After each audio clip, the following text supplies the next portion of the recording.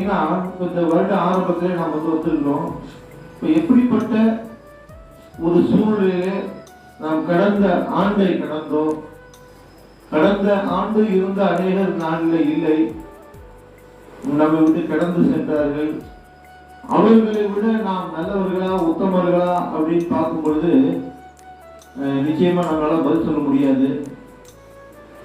ஆனாலும் தேவனுடைய பார்வைக்கு நம்முடைய ஜீவன் விளையாடப்பட்டதா இருக்கிறதுனால தேவன் இந்த ஆண்டை நமக்கு கொடுத்திருக்கிறார்.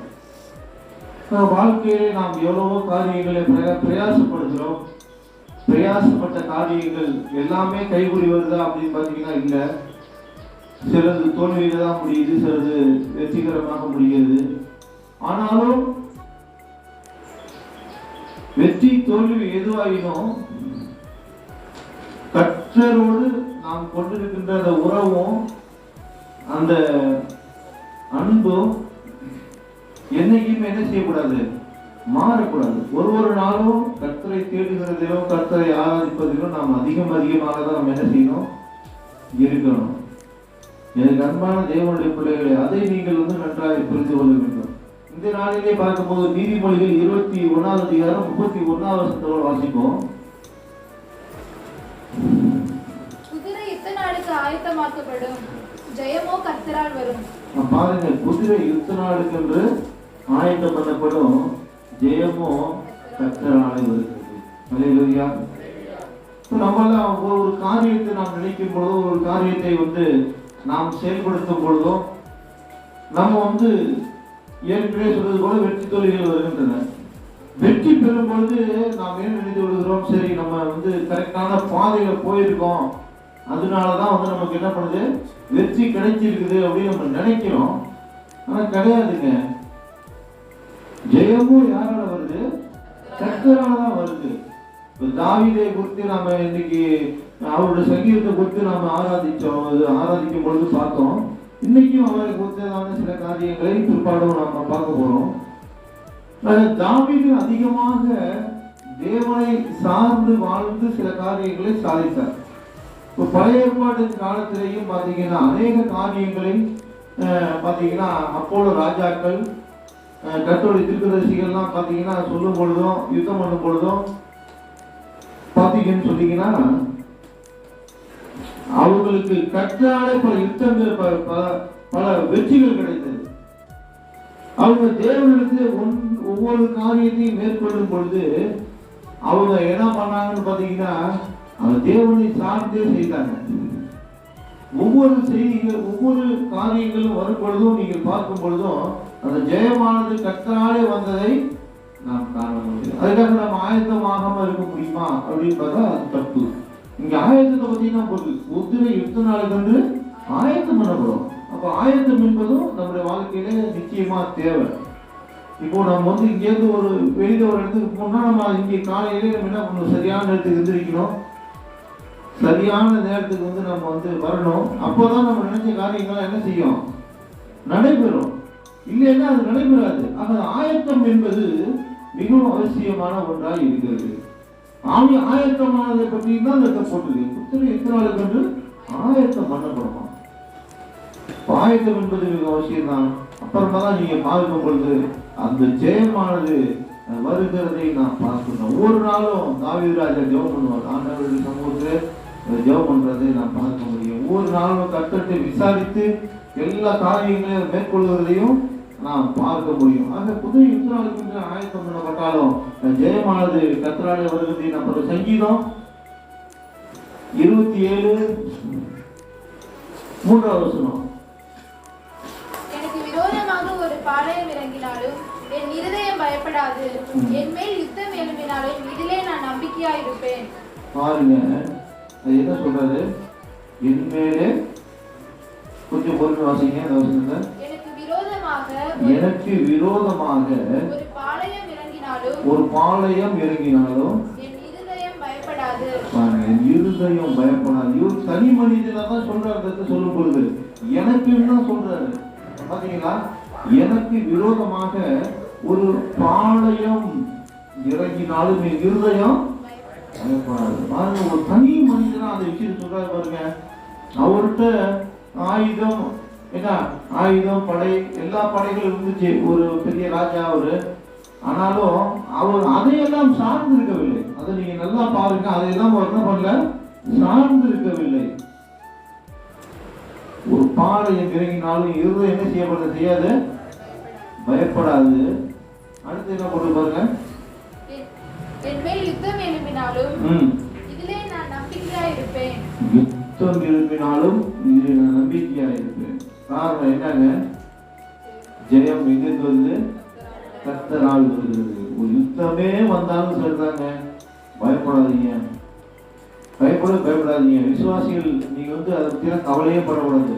நம்மை அழைத்த தேவன் உண்மை உள்ளவர், மரண பரிதனம் உள்ளவர், நடத்துகிற ஒரு ஆண்டவர். இந்த தேவன் என்றென்றும் உள்ள சதா காலங்களிலும் நம்முடைய தேவன்.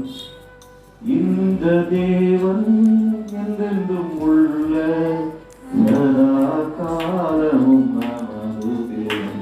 மரண பரியந்தம் நம்மை நடத்திடுவார்.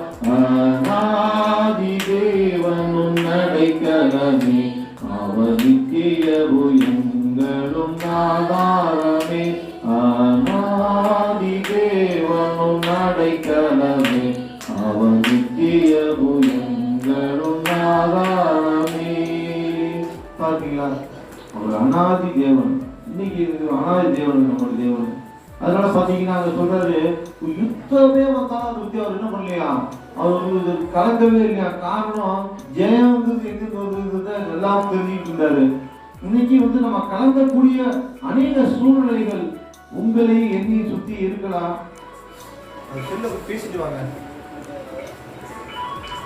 பாத்தீங்கன்னா யுத்தம் அப்படிங்கிறது பாத்தீங்கன்னா எங்க இருந்து, யுத்தம் எங்க இருந்து வேணா வரலாம், பிரச்சனைங்கிறது எங்கிருந்து வேணா வரலாம், நம்ம பக்கத்துல இருக்கிறவங்களால கூட வரலாம். நீங்க யார் அதிகமா மழை போல நம்பி இருந்தீங்களோ அவங்கள்ட்ட இருந்து கூட என்ன செய்யலாம், பிரச்சனை வரலாம், உங்க உறவினர் கூட வரலாம். ஆனா பயப்படாதீங்க, அந்த ஜெயம்ங்கிறது எங்க இருந்து தான் வருது, உங்களுக்கு தான் ஜெயம் கிடைக்கும். அந்த ஜெயம் கர்த்தரால தான் என்ன பண்ணும், உங்களுக்கு கிடைக்கும். இந்த நாள்ல வருடத்தின் ஆரம்பத்துல இருக்கிற நீங்க அதை நினைச்சு நீங்க என்ன பண்ணாங்க, கலக்க வேண்டாம். தேவன் உங்களோடு கூட இருக்கிறார். அவர் நிச்சயமாகவே என்ன செய்வாரு, உங்களுக்கு ஜெயத்தை கொடுப்பார். அடுத்து கூட நாம் இன்னொரு காரியத்தை கூட நாம பார்ப்போம். 2 நாளாகவும் 14-11 வாசிங்க.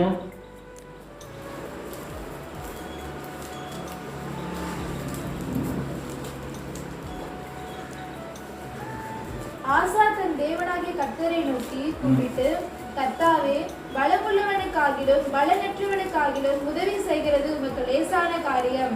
எங்கள் தேவனாகிய கர்த்தாவே, எங்களுக்கு துணை நில்லும். உண்மை சார்ந்து உம்முடைய நாமத்தினால் ஏராளமான இந்த கூட்டத்திற்கு எதிராக வந்தோம். கர்த்தாவே, நீர் எங்கள் தேவன், மனுஷன் நம்மை மேற்கொள்ள விடாதையும் என்றார். பாருங்க, இந்த இடத்துல ஆசா உங்களுக்கு நம்ம பார்க்கிறோம். அவர் அழகா சொல்றது, ரொம்ப அழகா சொல்ற பாருங்க. பலம் உள்ளவனுக்காகிலும் பலனற்றவனுக்காகிலும் உதவி செய்வது உனக்கு லேசான காரியம். பாருங்க, பலன் உள்ளவனுக்காகிலும் பலனற்றவனுக்காகிலும் லேசான காரியம் அப்படின்னு சொல்லி போறாரு. பாருங்க, ஒண்ணுங்க, நம்முடைய ஆண்டவராக இயேசு கிறிஸ்து செய்த ஒரே ஒரு அற்புதத்தை பாருங்க. ஆண்டவராக இயேசு கிறிஸ்து செய்த முதல் அற்புதம் எதுங்க, கானா ஊர்ல என்ன பண்ணாரு, முதல் அற்புதத்தை பண்ணாரு. அங்க என்னாச்சு, திராட்சை ரசம் குறைபட்டு போச்சு, திராட்சை ரசம் இல்லை. இப்போ நம்ம ஊர்ல எல்லாம் கல்யாணம் பண்ணா என்ன பண்றாங்க, சாப்பாட்டுக்கு பாயசம் வைக்கிறாங்க. பாயசம் வைக்கிறாங்களா, போனா என்ன செய்யறா, பாயசத்துக்காக சண்டை போட்டாலாம் இருக்கு கல்யாணத்துல போய். என்ன எனக்கு மட்டும் பாயசம் வைக்கல, இன்னொருத்தர் 2 டம்ளர் இப்போ சாப்பிட்டா எனக்கு 1 டம்ளர் கூட தான் பண்ணுது, போச்சிட்டு போன ஆளெல்லாம் இருக்குது. நம்ம ஏரியால பாயசம் அப்படிங்கிறது விருந்துல ரொம்ப முக்கியமான ஒண்ணு. அது யூதர்கள் முறைப்படி நீங்க பார்க்கும் பொழுது, யூதர்கள் அவங்க என்ன செய்வாங்க அப்படின்னு நீங்க பாத்தீங்கன்னா, அங்க திராட்சை ரசம் வைப்பாங்க. ஒவ்வொரு திருமணத்திலையும் என்ன பண்ணுவாங்க, இந்த திராட்சை ரசத்தை அவங்க என்ன பண்ணுவாங்க, வைப்பாங்க. அப்போ அந்த இடத்துல திராட்சை ரசம் குறைபாடு கொஞ்சம் கௌரவ பிரச்சனை, அது ஒரு முக்கியமான பிரச்சனைன்னு சொல்ல முடியும் நம்மலாம். அந்த மாதிரி அவங்க எல்லாம் அந்த திராட்சை ரசம் ரொம்பவே பெரிய அசிங்கமா போயிடும். அப்ப அந்த இடத்துல அப்படிப்பட்ட சூழ்நிலை அந்த திருமண வீட்டால என்ன பண்றாங்க, அப்படியே கலங்கிக்கிட்டு இருக்காங்க. பாருங்க என்ன நடந்திருக்குன்னு அப்படி நீங்க யோசிச்சு பாருங்க. நம்ம பைபிள்ல படிக்கிறோம் திராட்சை ரசம் குறைப்பட்டுச்சு, ஆண்டவர் தண்ணியை மூணு ஊற்று சொன்னார், அதுக்கப்புறம் என்னாச்சு, திராட்சை ரசமும் மாறியது. அது மட்டும் தான் நமக்கு தெரியும். சூழ்நிலை நினைச்சு பாருங்க, எவ்வளவு பிரச்சனை நடந்திருக்கும். திராட்சை ரசம் இல்லப்பா என்னப்பா பண்றதுன்னு சொல்லிட்டு என்ன பெரிய ஒரு இது நடந்திருக்கும். அப்ப அங்கதான் ஆண்டவர் என்ன பண்றாரு, 6 கற்சாடிகள் என்ன பண்ண சொல்றாரு, தண்ணீர் நிரப்ப சொல்றாரு. பாருங்க, உடனே நிரப்பிருப்பாங்களா? இப்ப நம்மள்கிட்ட ஒரு குறைவு இருக்குது, ஒண்ணும் இல்லை, சாப்பிட சாப்பாடு இல்லை, எதுவுமே இல்லை.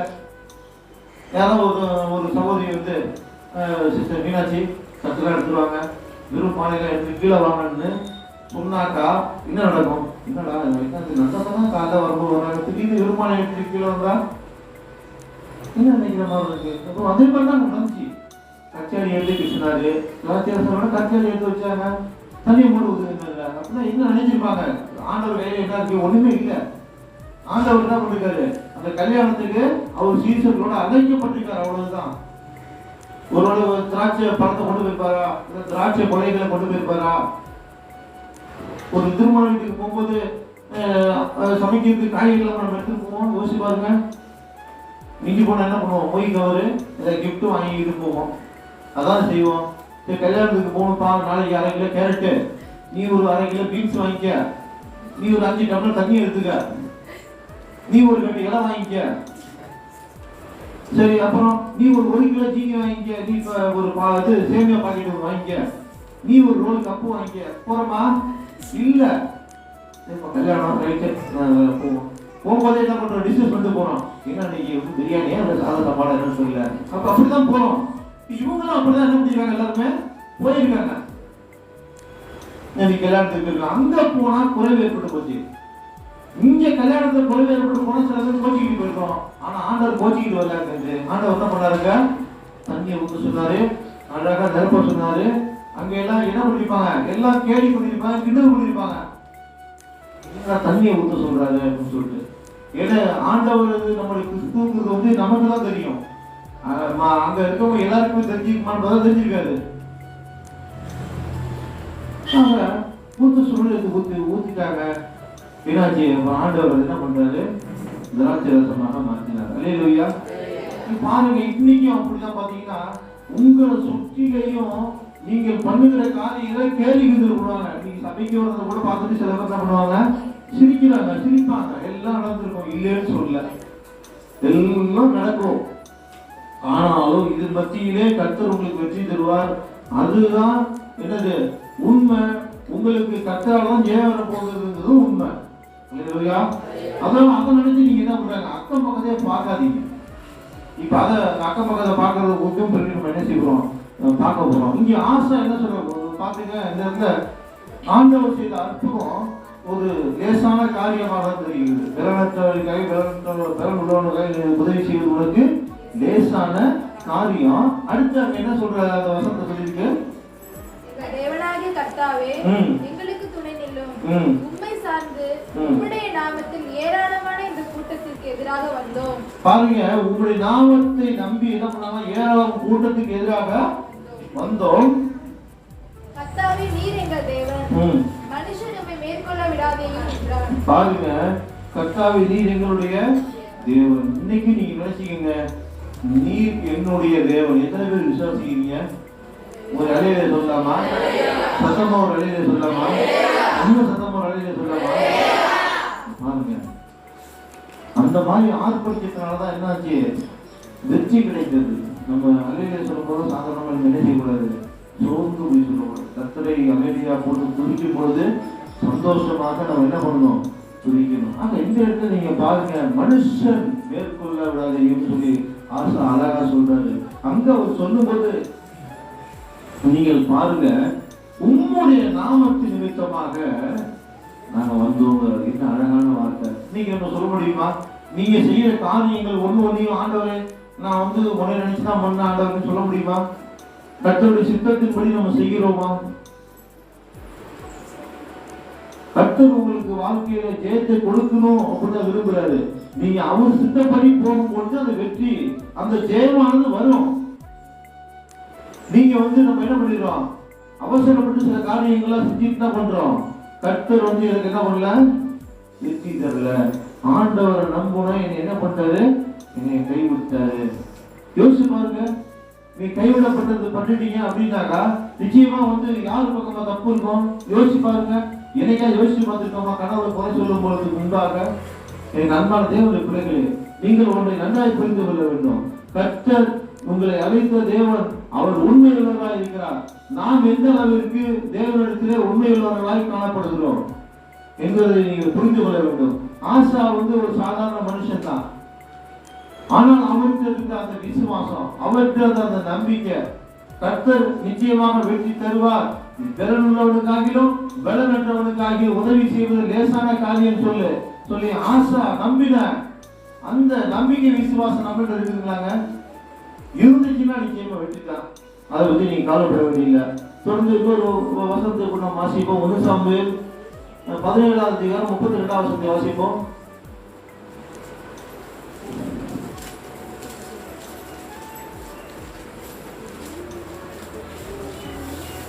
தாவீது சவுலை நோக்கி, இவன் நிமித்தம் ஒருவனுடைய இருதயம் கலங்க வேண்டியதில்லை. உம்முடைய அடியானாகிய நான் போய் இந்த பெலிஸ்தனோட யுத்தம் பண்ணுவேன் என்றான். பாருங்க, இந்த இடத்துல பாருங்க, ஒருவருடைய யுத்தமும் தாவீது ஒரு ஆறுதல் கூறுகிறான். தாவீதுடைய வார்த்தையை பார்க்கும்போது ஒரு ஆறுதலான வார்த்தை வருகிறதை நாம் இந்த பார்க்க முடியும். எந்த காரியத்தை நான் சொல்லி பார்ப்பேன், நம்முடைய வாயிலிருந்து வருகின்ற அந்த ஒவ்வொரு காரியங்களும் எப்படிப்பட்ட காரியங்களா வருகிறது? ஆறுதல் உள்ள காரியங்களா வருகிறதா? இல்ல ஒருத்தவங்களை மனமுடையும்படியான காரியங்கள் நாம் பேசுகிறோமா? விசுவாசம் உள்ள வார்த்தைகளோட வாயில வருகிறதா? கவலைப்படாதீங்க, நல்லா இருப்பீங்க. கர்த்தர் உங்களை ஆசீர்வதிப்பாரு. நிச்சயமாகவே உங்களுக்கு விடுதலை உண்டு. எத்தனை பேர் பேசுறோம்? நான் உண்மையிலே பேசுறோமா? அந்த வார்த்தையை பேசுறோமா? உங்களால எத்தனை பேர் கஷ்டப்பட்டாங்க? எத்தனை பேர் உங்களால கஷ்டப்பட்டாங்க? எத்தனை பேர் உங்களால வேதனைப்பட்டாங்க? இல்ல உங்களால எத்தனை பேர் ஆறுதலான வார்த்தைகளை அடைந்தாங்க? யோசிச்சு பாருங்க. நன்றாய் நீங்க யோசித்து பார்க்க வேண்டும். ஜெயம் கர்த்தராலே தான் வருகிறது, இல்லை என்று சொல்லவில்லை. நம்முடைய வாழ்க்கை, நம்முடைய சாட்சி உள்ள அந்த வாழ்க்கை எப்படிப்பட்ட வாழ்க்கையை நீங்கள் வாழ்ந்து கொண்டிருக்கிறீர்கள் நீங்கள் பார்க்கணும். இந்த இடத்துல சொல்றாரு, தாவீது சொல்றாரு, இது நிமித்தம் ஒருவருடைய இருதயம் கலங்க வேண்டாம் அப்படின்னு சொல்றாரு. தொடர்ந்து எதனால அப்படிங்கிறத சொல்லி பார்க்க போறோம். அடுத்து 1 சாமுவேல் 17ஆம் அதிகாரம் 37ஆம் வசனத்தை வாசிப்போம். தாவீது, என்னை சிங்கத்தின் கைக்கும் கரடியின் கைக்கும் தப்புவித்த கர்த்தர் இந்த பெலிஸ்தருடைய கைக்கும் தப்புவிப்பார் என்றார். இங்க பாருங்க, என்ன ஏன் இப்படி சொல்றாருன்னா, நம்ம இங்க இந்த இடத்துல தாவீது கூறுகிற காரியம் தன்னுடைய பின்னான காரியத்தை நினைக்கிறார். ஏன் நினைக்கிறார்னா, கோலியாத்தை மேற்கொள்கிறான், இஸ்ரவேல் மக்களை பயமுறுத்திட்டு இருக்கிறான். என்ன ஆனாலும் என்ன ஆகுது? பயமுறுத்தி நிற்கும் பொழுது மக்கள் எல்லாம் பயப்படுது, ராஜா பயப்படுறாரு. எல்லாரும் பயப்படும் பொழுதும் அந்த பயமுறுத்தப்பட்ட சூழ்நிலையிலையும் ஒரு கூட்டமே என்ன பண்ணிட்டு இருக்கு? மிரண்டு போய் நின்று இருக்குது.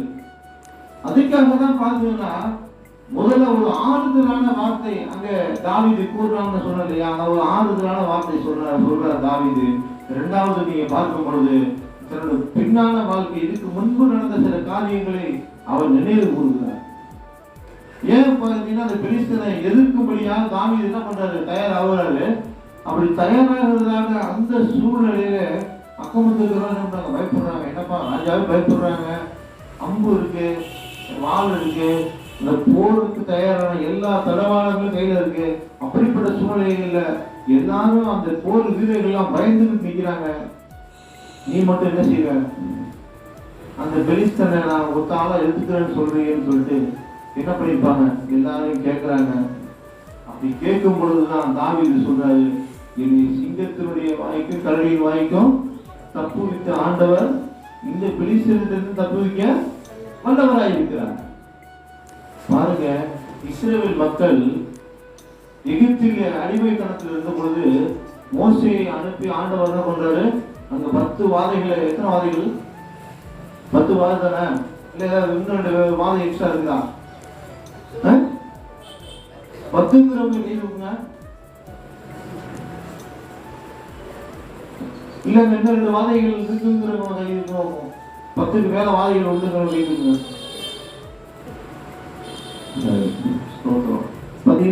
10 வாதைகள் தான். இந்த 10 வாதைகள் மூலமாக தேவன் என்ன பண்றாரு? தன்னை ஆராதிக்கும்படியாக இஸ்ரவேல் மக்களை அடிமைத்தனத்திலிருந்து மீட்டு கொண்டு வந்தாரு. ஆண்டவர் எல்லா ஆசீர்வாதங்களையும் கொடுத்துக்கிட்டே இருக்கும் பொழுதும் இஸ்ரவேல் மக்கள் என்ன பண்ணிட்டு இருக்கிறாங்க? முறுமுறுத்துக்கிட்டு ஏதாவது எனக்கு அது இல்லை இது இல்லைன்னு சொல்லிட்டு என்ன பண்றாங்க? அப்படியே ஒரு புலம்பிக்கிட்டே தான் இருக்காங்க. இஸ்ரவேல் மக்கள் வரும்பொழுது மோசே கிட்ட, இன்னைக்கு நம்ம வாழ்க்கை எப்படி இருக்கு? புலம்பிக்கிட்டே இருக்கிறோமா?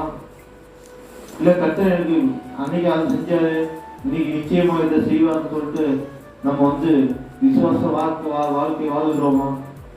எல்லாருக்கும் நிச்சயமா ஒரு மனிதனா இருக்கிற நம்ம எல்லாருக்குமே ஒரு சில பிரச்சனைகள் உண்டு தாங்க. இது என்ன சொல்லல, ஊழியக்காரா இருந்தா கஷ்டம் இருக்காதா? இல்ல கை நிறைய சம்பளம் கார் இருக்கவங்க காசு இருக்கவங்கள்ட்ட பிரச்சனை இருக்காதா? எல்லாருக்கும் பிரச்சனை இருக்கு. பெரிய அம்மானியெல்லாம் இருக்காரு, பெரிய கோடீஸ்வரன், ரொம்ப பெரிய கோடீஸ்வரன், இந்தியாவிலே பெரிய பணக்காரர் தான், அவருக்கு பிரச்சனை இருக்காதா?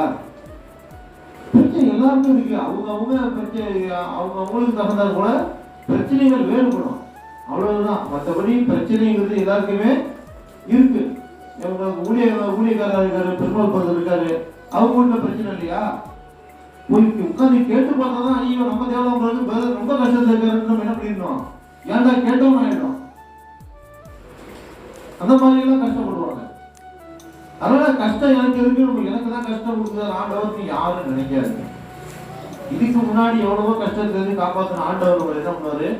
நிச்சயமா காப்பாற்றுவார். அதை நினைங்க. அதுதான் தாவீது வந்து சொல்றான், நீ சிங்கத்தின் கரடியின் இதுக்கு தப்பு வைத்த ஆண்டவர் இந்த பெலிஸ்தனுடைய கைக்கும் தப்பு வைக்க வல்லவராக இருக்கிறார். எத்தனை பேர் விசுவாசிக்கிறீங்க?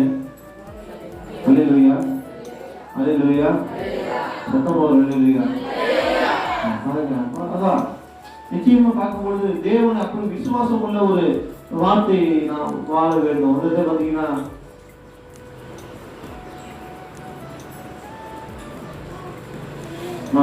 தொடர்ந்து இந்த வசனத்தை நாம் தியானிக்கும் போது கர்த்தர் இன்னும் அவர் எப்படி எல்லாம் வெற்றி கொடுத்தார் அப்படின்னு 1 சாமுவேல் 17ஆம் அதிகாரம் 1 சாமுவேல் 17ஆம் அதிகாரம் 38லிருந்து 51 வசனங்களை நாம் வரிசையாக வாசித்து தியானிப்போம். 38 வாசிங்க. சவுல் தாவீதுக்கு தன் வஸ்திரங்களை உடுத்துவித்து வெண்கலமான ஒரு சீராவை அவன் தலையின் மேல் போட்டு ஒரு கவசத்தையும் அவனுக்கு தரிப்பித்தான். அவனுடைய பட்டயத்தை தாவீது தன் வஸ்திரங்கள் மேல் கட்டிக்கொண்டு அதிலே அவனுக்கு பழக்கம் இல்லாததினால் நடந்து பார்த்தான். அப்பொழுது தாவீது சவுலை நோக்கி, நான் இவைகளை போட்டுக்கொண்டு போகக்கூடாது, இந்த அபியாசம் எனக்கு இல்லை என்று சொல்லி அவைகளை களைந்து போட்டு தன் தடியை கையில பிடித்துக் கொண்டு ஆற்றில் இருக்கிற 5 கூழாங்கல்லுகளை தெரிந்தெடுத்து அவைகளை மேய்ப்பருக்குரிய தன்னுடைய அடைப்பையிலே போட்டு இப்போ இங்க நடக்கிற சம்பவம் என்னன்னு பாத்தீங்கன்னா பெலிஸ்தர், அதாவது அந்த பெலிஸ்தருடைய பேர் நம்ம சண்டைகளை சேர்த்து எல்லாம் படிச்சவங்க தான். கோலியாத்து அப்படிங்கிற ஒருத்தர் என்ன பண்றாரு? வந்து இஸ்ரவேல் மக்களுக்கு எதிராக யுத்தம் பண்ணும்படியாக அங்க ஒரு சவால் விட்டு கொண்டு நிக்கிறாரா? எல்லாம் பைபிள் படிக்கிறோம். அந்த வசனத்தை தான் பார்க்கும்போது நிற்கும் பொழுது அங்க என்ன ஆகுது? அப்பதான் வந்து என்ன செய்யறது? தாவீது இந்த வார்த்தைகளை நாம யுத்தம் பண்றோம்னு சொல்லும் பொழுதுதான் எல்லாரும் வேணாங்கிறாங்க. அங்கதான் தாவீது என்ன சொல்றாருன்னா, இது சிங்கத்தின் வாய்க்கும் கரடின் கைக்கும் தப்பு வைத்த ஆண்டவர் இவனுடைய கைக்கும் தப்பு வைக்க வளரா இல்லைன்னு சொல்லி அந்த முன்னாடி படிச்ச வசனங்களை எல்லாம் அவர் சொல்றாரு. இந்த இடத்துல சவுல் என்ன பண்றாரு? அவருக்கு அந்த போர் தளவாளங்களுக்குரிய அந்த யுத்தம் செய்வதற்கான ஒவ்வொரு போர் வீரர்களுக்கும் கொடுக்கப்பட அணிவிக்கப்படக்கூடிய அந்த ட்ரெஸ்ஸு அந்த கைக்கெல்லாம் அது போட்டிருப்பாங்க, க்ளவுஸ் போட்டிருப்பாங்க, அந்த கேடை வச்சிருப்பாங்க, வால் வச்சிருப்பாங்க, தலைச்சீரை வச்சிருப்பாங்க. இதையெல்லாம் போட்டுக்கிட்டு என்ன பண்றாரு? நடந்து பார்க்கறாரு அவரு. இப்படிதாங்க உலகம் இன்னைக்கு உங்களுக்கு அநேக ஆலோசனைகளை சொல்லும். சவுலுக்கு வந்து சவுல் வந்து தாவீதுக்கு கொடுத்தார் இல்லையா? இந்த மாதிரி சில ஆலோசனைகள்லாம் கொடுத்து அந்த போருக்கு யுத்திக்கான எல்லா ஆயுதங்களையும் கையில் கொடுத்தார் இல்லையா? போர் வாழ்க்கை கொடுத்தார் இல்லையா? இன்னைக்கு உலகம் உங்களுக்கு அப்படிதான் என்ன பண்ணுவோம்? அநேக காரியங்களே சொல்லும். ஆனா தாவீது போய் போற பார்த்து என்ன பண்றது? முதல்ல போட்டுக்கிட்டு நேரடியா போயிருந்தாருன்னா நிச்சயமா என்ன பண்ணிருப்பான்? கோலியாத்தை அடிச்சிருப்பான் அவரை. ஆனா ஒரு அது போட்டு நடந்து பார்த்தாரு முதல்ல. நம்மளும் என்ன பண்ணோம், தேவன் பல பேர் மூலமா நமக்கு வந்து பல ஆலோசனைகளை சொல்லுவார். நம்ம அது சரிதானான்னு நம்ம என்ன பண்ணணும், அங்க கேட்கணும், உத்தரவு கேட்கணும். பரவாயில்ல, இப்போ நல்ல விஷயமா சொல்லிட்டான், பரவாயில்லையான்னு நம்ம போயிட்டோம்னா பிரச்சனை தான். அப்ப இந்த இடத்துல நீங்க பார்க்கும்போது தாவீது நடந்து பார்க்கிறாரு, இப்படியே நடந்து பார்க்கிறாரு. என்ன கரெக்டா இருக்கா, என்ன நம்ம போகலாமா வேணாமா, இவங்கெல்லாம் ஒரு ஆலோசனை சொல்றாங்களே, இந்த மாதிரிலாம் போட்டுக்க சொல்றாங்களே, இதை போட்டு நம்ம நடந்து போகலாமா, போனா என்ன வெற்றி கிடைக்குமா, என்ன செய்யலாம் அப்படின்னு சொல்லி என்ன பண்றாரு, நடந்து பார்க்கறாரு. அது சரியா ரைட். என்ன பண்றாரு, அவர்கிட்ட கொடுத்துறாரு. கொடுத்துட்டா என்ன பண்றாரு, அந்த 5 கவன்கள்ல என்ன பண்றாரு, கையில எடுத்துக்கிறாரு. எடுத்துக்கிட்டே சொன்ன வசிங்க, தன் கவனை தன் கையிலே பிடித்துக் கொண்டு அந்த பெலிஸ்தன் அண்டையிலே போனான். பெலிஸ்தனும் நடந்து தாவீது அண்டைக்கு கிட்டி வந்தான். பரிசையை பிடிக்கிறவன் அவனுக்கு முன்பாக நடந்தான். பெலிஸ்தன் சுற்றி பார்த்து தாவீதை கண்டு அவன் இளைஞனும் சௌந்தரிய ரூபமான சிவந்த மேனியும் உள்ளவனுமாய் இருந்தபடியினால் அவனை அசட்டை பண்ணினான். பெலிஸ்தன் தாவீதை பார்த்து, நீ தடிகளோட என்னிடத்தில் வர நான் நாயா என்று சொல்லி அவன் தன் தேவர்களை கொண்டு தாவீதை சபித்தான். பின்னும் அந்த பெலிஸ்தன் தாவீதை பார்த்து, என்னிடத்தில் வா, நான் உன் மாம்சத்தை ஆகாயத்து பறவைகளுக்கும் காட்டு மிருகங்களுக்கும் கொடுப்பேன் என்றான். அதற்கு தாவீது பெலிஸ்தனை நோக்கி, நீ பட்டயத்தோடும் ஈட்டியோடும் கேடகத்தோடும் என்னிடத்தில் வருகிறாய். நானோ நீ நிந்திக்கிற இஸ்ரவேலுடைய இராணுவங்களின் தேவனாகிய சேனைகளுடைய கர்த்தரின் நாமத்திலே கல்லை எடுத்துக்கிட்டு அவர் நம்மளது வந்து அந்த ரப்பரோட பவர் மாத்திரம் கிடையாது, நம்முடைய ஆண்டவராகிற இயேசு கிறிஸ்துவோட பவர், அந்த வல்லமையை தான் அவர் அதிகமா நம்புறாரு. அல்லேலூயா. எத்தனை பேருங்க ஆண்டவருடைய பவரை நம்புறீங்க, வேற பவர்லாம் நம்புறாங்க? சத்தம் கம்மியா இருக்கா? அப்போ இது நம்பலையா? இப்பதான் என்ன பண்றீங்க, நம்புறீங்க. இப்ப பாருங்க, நம்ம தேவனாகிய கர்த்தர் இந்த இடத்துல நீங்க பார்க்கும் பொழுது அவர் என்ன சொல்றாரு, நீ நிந்திக்கிற தேவனாகிய கர்த்தருடைய நாமத்தை கொண்டு நான் என்ன பண்றேன், ஒன்னிடத்துல வருகிறேன். தொடர்ந்து படிங்க. இன்றைய தினம் கர்த்தர் உன்னை என் கையில் ஒப்பு கொடுப்பார்.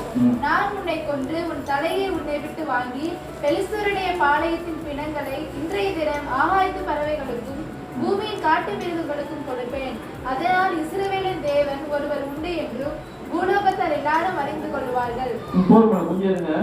இப்போ இந்த இடத்துல ஒரு சவால் விடுற ஒரு வார்த்தையை தான் என்ன பண்றாரு, அவர் பேசுறாரு. பாருங்க, எப்படிப்பட்ட ஒரு வல்லமையான வார்த்தை. அவன் இருக்கிறது வந்து என்ன பண்றான், ஆக்சுவலாவே பாத்தீங்கன்னா இஸ்ரேல்ல பாத்தீங்கன்னா படையில இருக்கிறவங்க அவங்க எல்லாம் பாத்தீங்கன்னா எப்படி இருப்பாங்க, தம்பி பாப்பா வா, நெஞ்சோடிப்பா, இந்த பக்கம் வழியா, பக்கம் வா.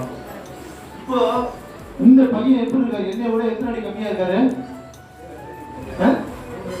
2-3 அடி எப்படி இருக்காரு, கம்மியா இருக்காரு, 2-3 அடி கம்மியா இருக்காரு. இப்போ என் ஹைட்டுக்கு இன்னொருத்தர் அவ்வளவு ஹைட் இருப்பாரு, ஏன் அளவுக்கே அப்படி ஹைட் இருந்தாக்கா 10 அடிக்கு மேல இருப்பாங்க, 10-12 அடி இருப்பாங்க. அவருக்கு கீழேயே என்ன பண்ணுவாங்க, மற்ற நாட்டுக்காரங்க மற்றவங்க இவ்வளவு கட்டையா இருப்பாங்க. ஓகேங்களா? அந்த அளவுக்கு என்ன பண்ணுவாங்க, இஸ்ரவேல் மக்களாக இருக்கட்டும் இல்ல அந்த பெலிஸ்தர்களா இருக்கட்டும், யுத்தத்தில் இருக்கிறவங்க மக்கள்லாம் அவ்வளோ பெருசு இருக்காங்க. தாவீது என்ன பண்றாரு, சின்ன பையன், இதே மாதிரி பையன் போய் என்ன பண்றாரு, அடிக்க போறாரு. ஒரு கவுண்டர் எடுத்துட்டு பையன் போய் அடிக்க போறாரு அப்படின்னா எப்படி யோசிச்சு பாருங்க. அப்போ பெரிய அவமானம் தான் கோலியத்துக்கு. இப்ப அதுதான் நடந்துச்சு. பாத்தீங்கன்னா அந்த மாதிரிதான் என்னது, சின்ன பையன் அந்த உங்களோட வந்துட்டு இருக்காரு, ஒரு பெருசா இருக்காரு, அவரு அவ்வளவு இருக்காரு. இவரு போய் அவர் என்ன பண்றாரு, எடுத்து ஒரு ஒண்ணு இல்ல, இப்ப நம்ம தெருவுல ஒரு பெரிய பிரச்சனை பண்ணாலும் செய்யும், அதுவா கூட நிக்கிறான். ஒரு சின்ன பையன் போய் என்ன பண்றான், நான் போய் விரட்டன்னு சொல்லி கம்பளத்துக்கு போனா நீங்க சுத்தி இருக்கவங்க விடுவீங்களா, என்ன பண்ணுவீங்க, விட மாட்டீங்க. அப்போ தாவீது அப்படிதான் என்ன பண்ணாங்க, எல்லாரும் வார்த்தைகளால என்ன பண்ணாங்க, உன்னால முடியாதுன்னு சொன்னாங்க. ஆனா தாவீது அதை கேட்கலங்க. தாவீது சொன்ன மாதிரி இஸ்ரவேலின் தேவனுடைய நாமத்தை கொண்டுதான் அவங்க என்ன பண்ணாரு, அவர் போனாரு. அங்க போய் நீங்க தொடர்ந்து பார்க்கும்போது அவன் தலையை வெட்டாரு.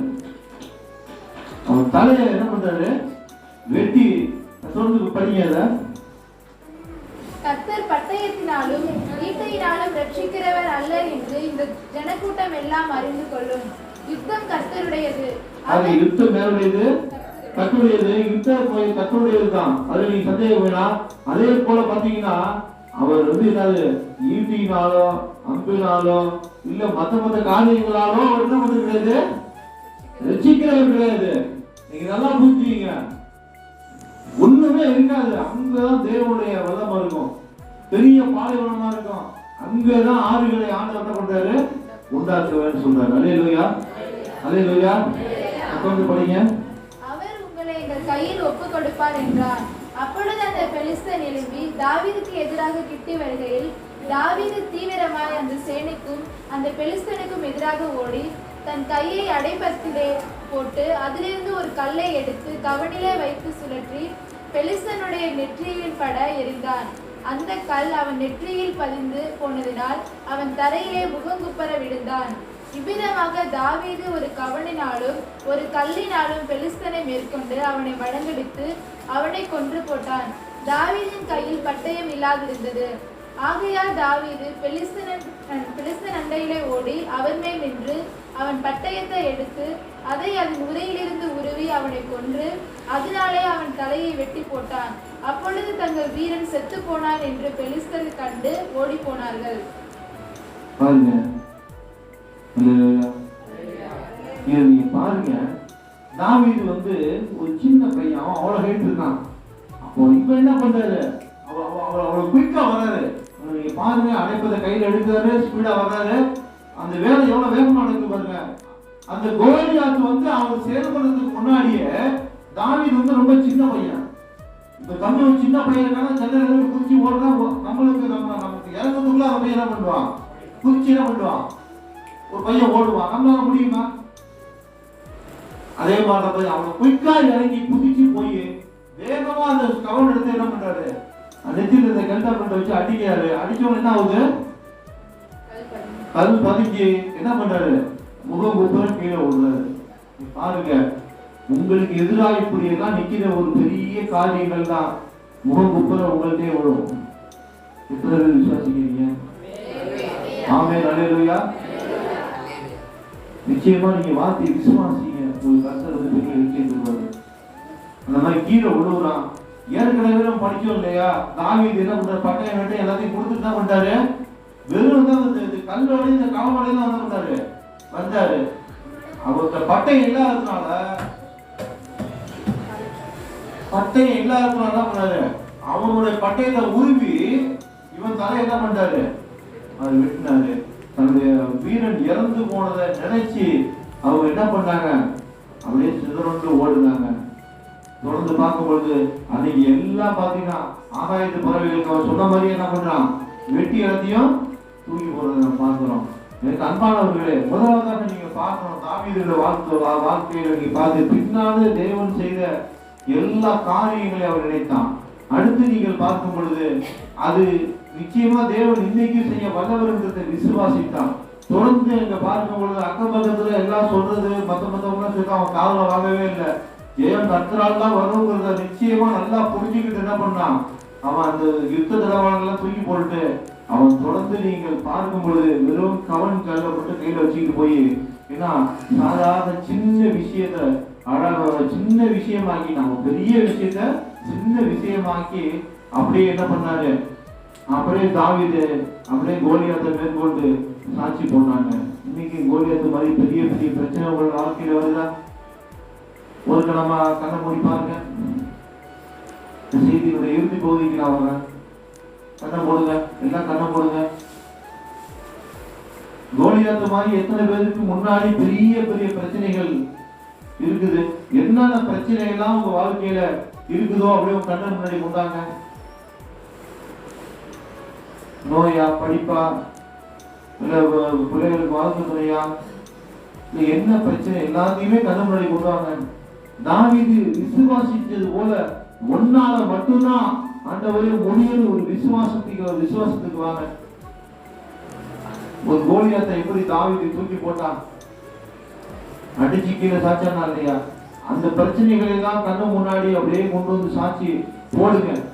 கர்த்தர் எனக்கு வெற்றி கொடுப்பாருன்னு நம்புங்க. எத்தனை பேர் விசுவாசிக்கிறீங்களோ மனசுல ஆண்டவரை கேளுங்க, மனசுக்குள்ளே கேளுங்க. ஆண்டவரே எனக்கு இந்த காரியமெல்லாம் நடக்கணும், ஆண்டவரே இந்த காரியமெல்லாம் நடைபெறணும் ஆண்டவரே கேளுங்க. எல்லாம் கேளுங்க, எல்லாம் கேளுங்க. தேவனையா தேவன் உண்மையுள்ள தேவன், சேனைகளின் கர்த்தர், இஸ்ரவேலின் தேவன், உறங்குவதில்லை தூங்குவதில்லை என்று சொல்லி வாசிக்கிறோம். நம்முடைய பிள்ளைகளை எல்லாம் ஆசீர்வதிப்பதுதான் தேவனுக்கு பிரியம்னு சொல்லி பார்க்கிறோம். எத்தனை பேர் விசுவாசிக்கிறீங்க?